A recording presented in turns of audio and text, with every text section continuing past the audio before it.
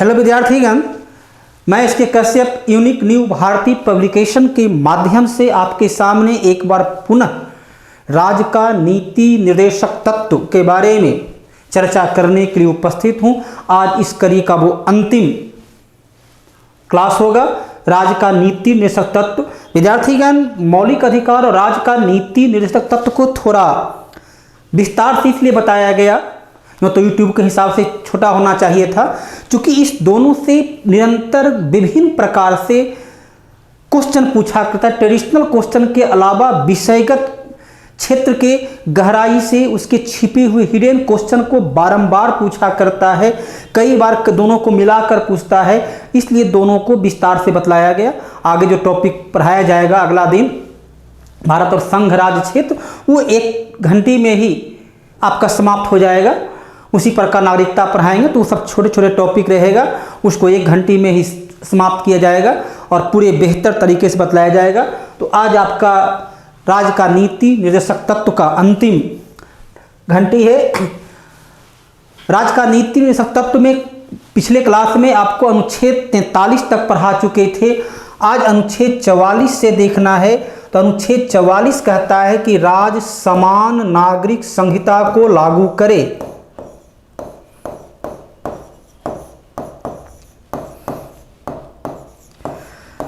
Civil code को लागू करे। विद्यार्थीगण, गोवा को छोड़कर भारत का किसी भी राज्य में एकमात्र राज्य गोवा है। तो गोवा को छोड़कर भारत के किसी भी राज्य में समान नागरिक संहिता लागू नहीं है। गोवा में भी कोई वर्तमान भारत की सरकार लागू नहीं किया था। आपको ज्ञात होगा कि 1961 तक गोवा पर पुर्तगाल का अधिकार था, पुर्तगाल के कब्जा में था। गोवा मुक्ति संग्राम के माध्यम से सैनिक कार्रवाई के द्वारा गोवा को मुक्त कराया गया और फिर उसे 12वां संविधान संशोधन के माध्यम से 1961 में भारतीय संघ में शामिल किया गया। तो पुर्तगाल के सरकार के काल में ही, पुर्तगाल के अधिकार क्षेत्र में जब गोवा था, उस समय से ही समान नागरिक संहिता लागू था, जो वर्तमान समय में भी लागू है।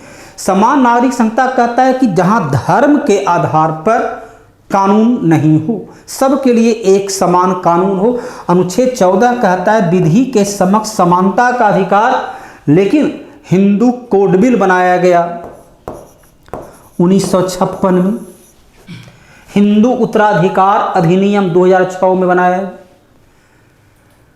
तो इसके बाद क्या है, मुस्लिम पर्सनल लॉ, सिख का अपना धार्मिक कानून है, ईसाई का अपना धार्मिक कानून है। तो बहुत सारे क्षेत्र में भारत की समान नागरिक संहिता की जगह अनुच्छेद 14, 15, 16 की जगह उसका धार्मिक कानून प्रभावी होता है। मुस्लिम जगत में व्याप्त 3 तलाक जो है, इसी समान नारी संहिता का एक प्रकार का उल्लंघन था। स्त्री पुरुष की समानता के अधिकार का उल्लंघन था, समता का अधिकार का उल्लंघन। तो धार्मिक कानून के आधार पर शासन चल रही थी, उसका व्यवस्था हो रहा था। तो 3 तलाक भी इसी अनुच्छेद 44 से संबंधित है।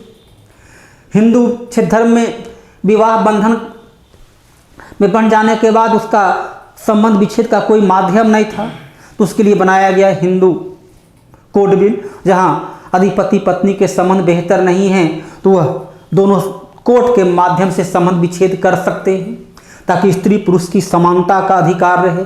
लेकिन वो हिंदू धर्म के लोगों पर लागू होता था, अन्य लोगों पर लागू नहीं होता था। तो अभी भी भारत में बहुत सारे कानून धार्मिक आधार पर है। तो अनुच्छेद 44 कहता है धार्मिक कानून नहीं, बल्कि सबके लिए एक प्रकार की विधि होनी चाहिए, जो व्यवहार में अब तक लागू नहीं है। तो अनुच्छेद 44 सिर्फ और सिर्फ गोवा में लागू है। अनुच्छेद 45 जो है, इसमें मूल संविधान में था कि राज्य 14 वर्ष तक के बच्चे को निःशुल्क शिक्षा दे। 14 वर्ष तक के बच्चे को निःशुल्क शिक्षा का प्रबंध करे। और जब 86वां संविधान संशोधन के द्वारा 2002 ईस्वी में व्यवस्था कर दिया गया अनुच्छेद 21A के तहत कि 6 से 14 वर्ष तक के बच्चे को निःशुल्क, अनिवार्य एवं गुणवत्तापूर्ण शिक्षा प्राप्त करने का अधिकार। तो उसी समय 86वां संविधान संशोधन के द्वारा ही 2002 ईस्वी में यहाँ पर जो 14 वर्ष था उसको कर दिया गया 0 से 6 वर्ष, क्योंकि 6 से 14 वर्ष यहाँ ला दिया गया मौलिक अधिकार में। तो यहाँ परिवर्तित करके कर दिया राज 0 से 6 वर्ष तक के बच्चे को निःशुल्क शिक्षा और उसके कल्याण के लिए कार्य करे। आंगनवाड़ी योजना जो चलती है ग्रामीण क्षेत्र में, ये इसी से जुड़ा हुआ है। बच्चे को शिक्षा भी दी जाती है और पौष्टिक आहार भी दिया जाता है। अनुच्छेद इसके अलावा जो है आपका 41 भी कहता था 41 की नागरिकों को शिक्षा से संबंधित अधिकार प्राप्त हो, लेकिन यहाँ पर था वहाँ सभी नागरिक के लिए है। यहाँ है 0 से 6 वर्ष तक के बच्चे को निःशुल्क शिक्षा एवं उसके कल्याण, उसका पौष्टिक आहार, उसकी स्वास्थ्य सेवा के लिए सरकार योजना बनाए। विभिन्न प्रकार का आपका जो देखते हैं टीकाकरण जो होता है, तो वो टीकाकरण इसी अनुच्छेद 45 के आधार पर किया जाता है। इसके अलावा उसके पौष्टिक आहार से लेकर के उसका जांच, बच्चे की चिकित्सीय जांच भी इसी अनुच्छेद 45 के आधार पर संपन्न होता है। ये था आपका अनुच्छेद।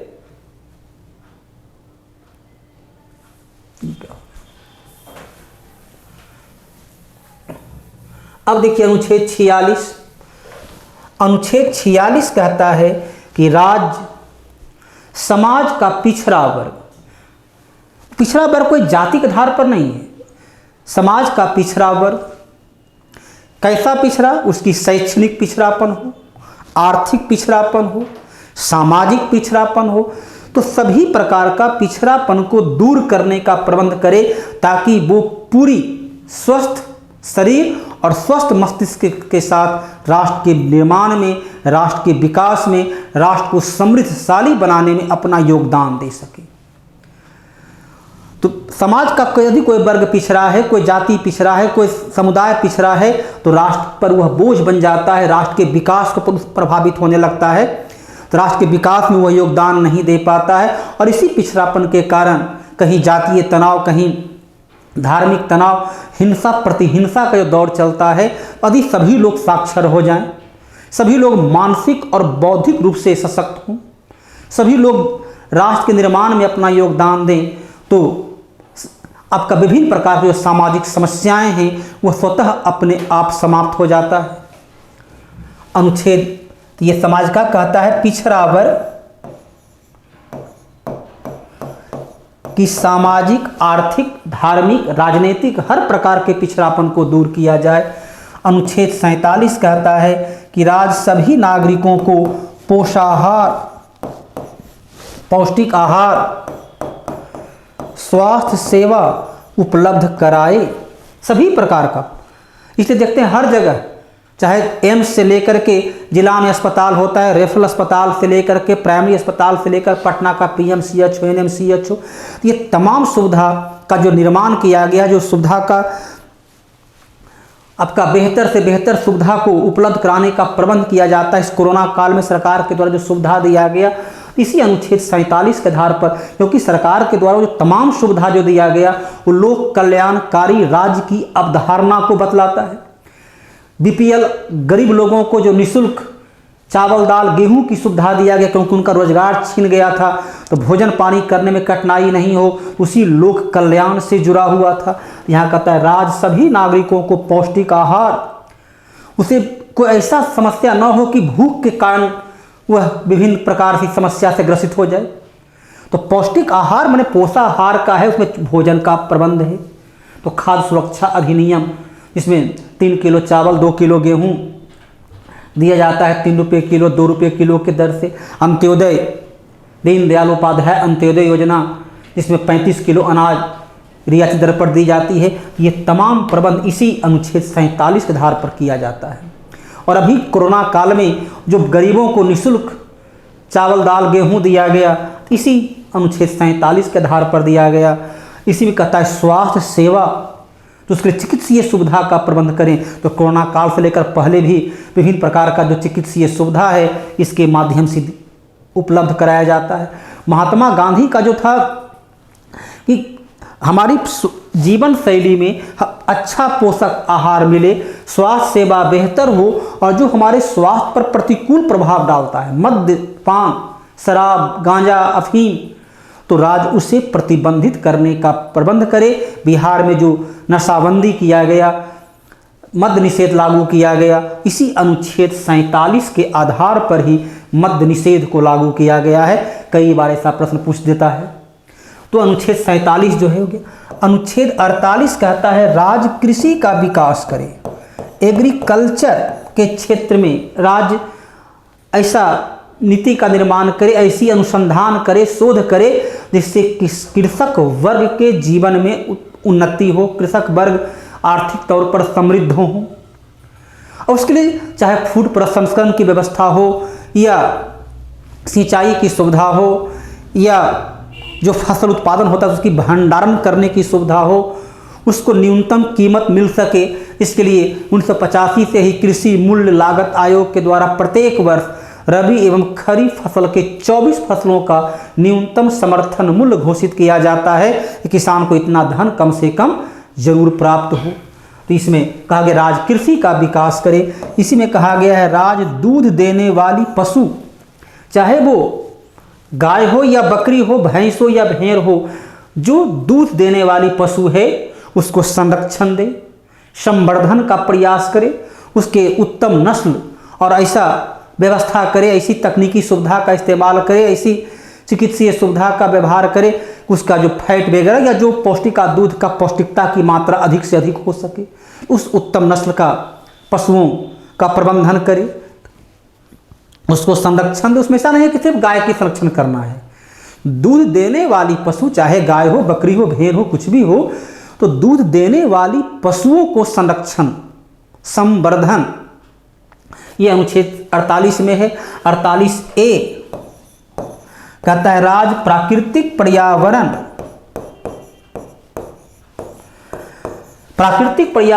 की सुरक्षा करे। पर्यावरण में स्वच्छता भी शामिल होता है, क्योंकि स्वच्छ वातावरण रहना मनुष्य का अनुच्छेद 21 सुप्रीम कोर्ट ने स्पष्ट रूप से कहा है कि स्वच्छ वायुमंडल, स्वच्छता के साथ जीवन यापन करना अनुच्छेद 21 के तहत मौलिक अधिकार है। तो जहाँ प्रदूषित वातावरण में रहेंगे तो विभिन्न प्रकार के रोग से ग्रसित होंगे। जब रोग से ग्रसित होंगे तो राष्ट्र के निर्माण में योगदान नहीं दे पाएंगे, उल्टे राष्ट्र को ही हम पर खर्च करना पड़ेगा, तो राष्ट्र का विकास प्रभावित होगा। तो स्वच्छता का अभियान जो है इसी अनुच्छेद 48 का प्राकृतिक पर्यावरण, पेड़ पौधे को लगाना है। ये तो भारत में लगातार पेड़ पौधे में वृद्धि हो रही है। भारत विश्व के 10 उस देश में शामिल हो गया है वन रिपोर्ट 2019 के आधार पर, जहां वन की संख्या सर्वाधिक है। ऐसे अभी भी वन चाहिए और औसत 33% वन चाहिए। भारत में लगभग 24.56% पर वन है, लेकिन वन क्षेत्र में लगातार निरंतर वृद्धि होता जा रहा है। तो प्राकृतिक पर्यावरण, वातावरण, स्वच्छता की भावना के साथ हमें काम करना है। इसलिए शौचालय का निर्माण जो किया गया उसी प्राकृतिक पर्यावरण को बनाए रखने के लिए किया गया है। तो स्वच्छता अभियान इसी से जुड़ा हुआ है। तो ये हो गया अनुच्छेद 48। अनुच्छेद 49 कहता है कि राष्ट्रीय स्मारक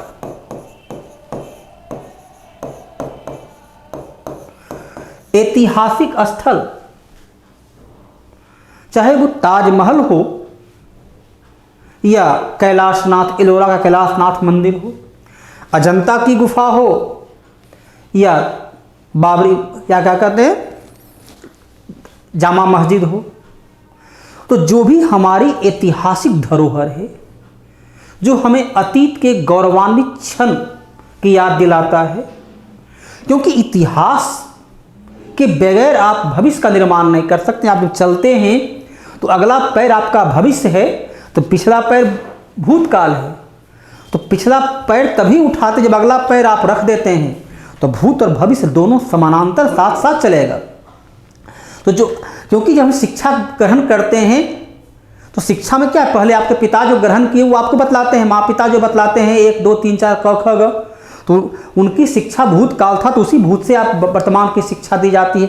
हम जो पढ़ चुके हैं पहले भूतकाल में, जो मेरा अध्ययन है वो अध्ययन आपके सामने रख रहे हैं, कल भविष्य का निर्माण आप करेंगे बेहतर तरीके से। तो कहता है राष्ट्रीय स्मारक, ऐतिहासिक स्थल, ऐतिहासिक धरोहर, उसको संरक्षण देना, यूँ भी अधिराष्ट्र निर्माण में भी उसकी भूमिका होती है। पर्यटन के दृष्टिकोण से भी देखिए, पर्यटन इनकम का एक बहुत बड़ा स्रोत है। विदेशी पर्यटक ताजमहल से लेकर दिल्ली का जो विभिन्न मुगल कालीन इमारत है उसको देखने आता है। तो जब देखने के लिए आता है उससे सरकार को काफ़ी इनकम होती है, वहाँ रख रखाव, उसकी एक स्वच्छ वातावरण भी बनता है, इनकम भी होती है। वहाँ अनेक लोग वहाँ पर बगल में दुकानदारी चलाते हैं, उससे होटल वाले का रोजगार मिलता है, बगल में दुकानदारी को रोजगार मिलता है। तो उस एक भवन का निर्माण का, एक भवन को जब हम संरक्षण देते हैं तो उससे सैकड़ों लोगों का जीवन यापन होता है। जो भी हमारी ऐतिहासिक धरोहर है, जो भी हमारी प्राचीन मूर्ति शैली है, मूर्ति कला है, भवन निर्माण कला है, चाहे वो हवा महल हो या कोई अन्य महल हो, तो उसकी धरोहर को सुरक्षित रखना इसी के अंतर्गत आता है। अनुच्छेद 50 कहता है राज्य कार्यपालिका एवं न्यायपालिका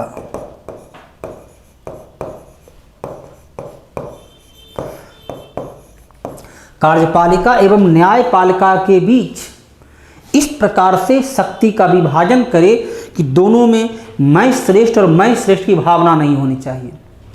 दोनों के बीच एक ऐसी अदृश्य रेखा खींचा हो कि ये मेरा अधिकार क्षेत्र है, वो कार्यपालिका का है, ये न्यायपालिका का है, दोनों में टकरार की नौबत नहीं आए।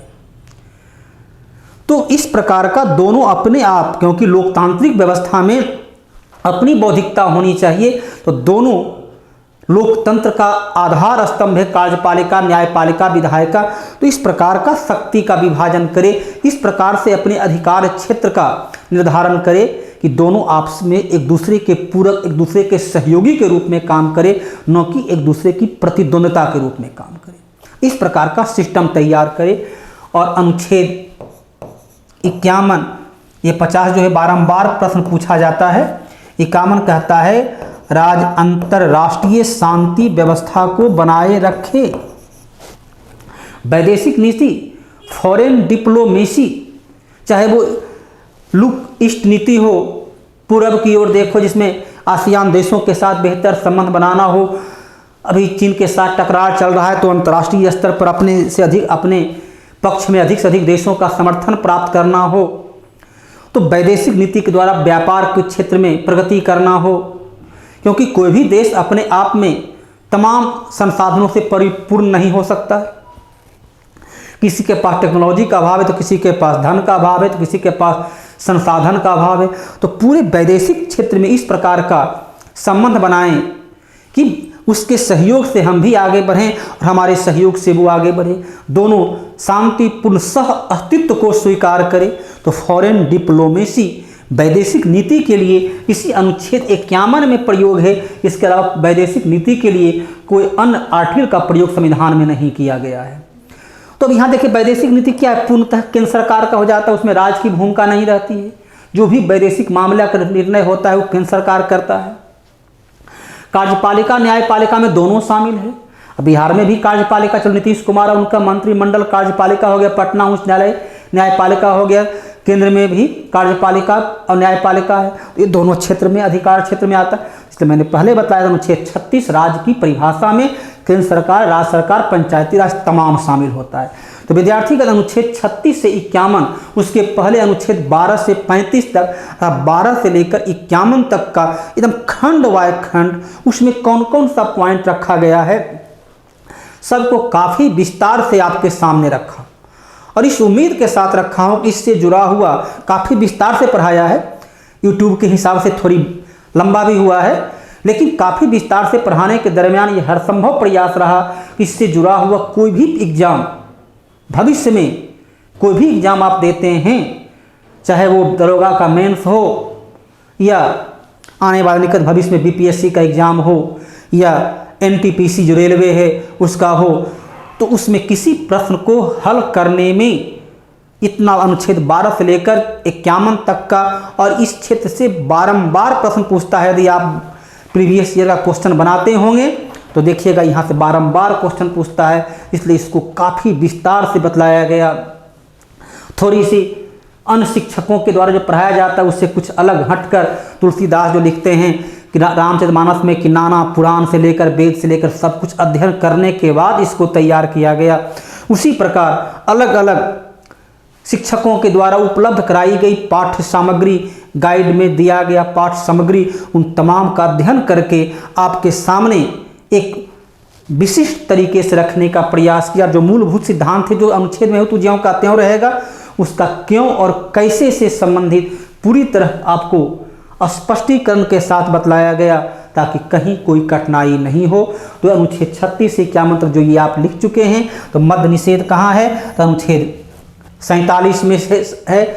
समता के साथ कहाँ है, तो उसके लिए समता का साथ जो है अनुच्छेद 46, 47, 45 ये सभी समता के लिए है। तो तमाम आपका जो है लोक कल्याण, तो 38 में स्पष्ट रूप से लोक कल्याण का प्रबंध किया गया है।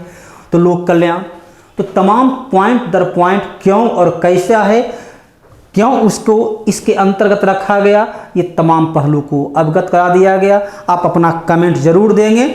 आगे इसमें जो है मौलिक अधिकार एवं राज्य का नीति निर्देशक तत्व का मूलभूत अंतर पर प्रश्न पूछा जाता है। दोनों का अंतर को मैंने स्पष्ट रूप से यहाँ पर आपके सामने रखा है।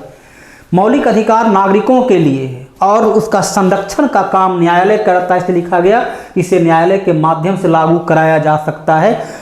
लागू करने की जगह पर यहाँ पर सब जो लिख सकता है प्रवर्तनीय, तो न्यायालय के माध्यम से प्रवर्तनीय कराया जा सकता है। जबकि नीति निर्देशक तत्व का हर पॉइंट, राज शब्द है मतलब सरकार के लिए है।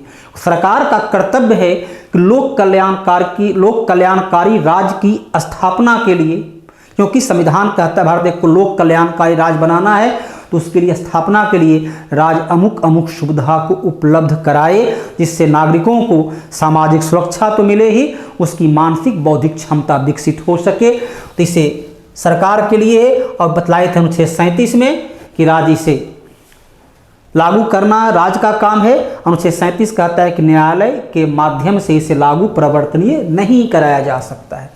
अनुच्छेद 20 और 21 आपको बतला चुके थे मौलिक अधिकार में भी कि अनुच्छेद 20 और 21 का मौलिक अधिकार को अनुच्छेद 359 कहता है कि जब राष्ट्रीय आपातकाल लागू हो तब राष्ट्रपति अनुच्छेद 20-21 को छोड़कर से सभी मौलिक अधिकार को निलंबित कर सकते हैं, लेकिन राज्य का नीति निर्देशक तत्व को कभी भी निलंबित नहीं किया जा सकता है। किसी से शिक्षा के अधिकार को नहीं छीन सकते हैं, स्वास्थ्य सेवा को नहीं छीन सकते हैं, उसकी पौष्टिक आहार, उसका भोजन यापन को आप नहीं छीन सकते हैं, तो इसका कभी भी निलंबित नहीं कर सकते हैं। इसके माध्यम से राजनीतिक लोकतंत्र, क्योंकि सबको एक मत देने का अधिकार है, तो सार्वभौमिक मताधिकार जो लोकतंत्र की मूलभूत विशेषता होती है तो इसके माध्यम से प्राप्त हो जाता है। यहाँ पर आर्थिक लोकतंत्र है ताकि सब लोगों की बौद्धिक क्षमता का विकास हो, सब लोग स्वस्थ हों, मानसिक रूप से स्वस्थ हों, ताकि धनोपार्जन करके अपने जीवन यापन को बेहतर करें ही वह राष्ट्र के निर्माण में योगदान देते। यहाँ लोकतांत्रिक प्रक्रिया के आर्थिक, यहाँ पर है राजनीतिक। अधिकांशतः नकारात्मक है। मौलिक अधिकार क्या बतलाया था अनुच्छेद 14 विधि के समक्ष समानता में भी उसका 2 पार्ट है। एक है विधि का संरक्षण, तो अमेरिका से लिया गया तो नकारात्मक पॉइंट है कि अमुक अमुक काम नहीं करना है, और दूसरा है विधि का शासन, सरकार को अमुक अमुक काम करना है, तो सकारात्मक है। अनुच्छेद 17 कहता है कि छुआछूत को स्वीकार नहीं किए जाने का अधिकार। अनुच्छेद 15 भी देखिए कि जाति, धर्म, भाषा के आधार पर भेदभाव नहीं किए जाने का अधिकार। तो अनुच्छेद 18 कहता है कि उपाधि को समाप्त कर दिए जाने का अधिकार। तो हर जगह नकारात्मक शब्द है, लेकिन यहाँ पर आपने राज्य का नीति निर्देशक तत्व में पढ़ा कि राज्य स्त्री पुरुष को समान कार्य के लिए समान वेतन दे, बालकों के स्वस्थ एवं गरिमा में जीवन उपलब्ध कराए, 6 वर्ष तक के बच्चे को निःशुल्क शिक्षा एवं उसके कल्याण के लिए कार्य करे, राष्ट्रीय स्मारक की सुरक्षा करे, तो इसमें तमाम सकारात्मक पॉइंट है। इस प्रकार से राज्य का नीति निर्देशक तत्व और मौलिक अधिकार ये दोनों को पूरी तरह से स्पष्ट कर दिया गया। अगले दिन जो है आपको जो बताया जाएगा कल के क्लास में, वो भारत और संघ राज, जो कि कल ही वो टॉपिक समाप्त हो जाएगा, 1 ही घंटे का वो होगा, उसमें पूरी तरह उसका विस्तार से बतलाया जाएगा, जिस प्रकार आपको प्रस्तावना के बारे में बतलाए थे। तो विद्यार्थीगण लाइक करें, शेयर करें, सब्सक्राइब करें। चैनल कैसा लगा ये बतलाने में कभी भी आप संकोच न करें, क्योंकि आपका हर कमेंट जो है, हर सलाह हमारे लिए अतुलनीय होगा। यदि किसी को खामियां भी लगती है, अन्य शिक्षकों से तुलना भी कर सकते हैं। कबीरदास कहते हैं, निंदक नियरे राखिए आंगन कुटीर छवाए, बिन साबुन पानी बिना निर्मल करे। तो यदि आपका जो आलोचना होगी वो हमें निखारने में, अपने आप को और बेहतर बनाने में सहूलियत प्रदान करेगा। तो इसलिए आप अपनी बात को अवश्य रखें, अपना कमेंट दें और अपने दोस्तों के साथ शेयर करें। धन्यवाद।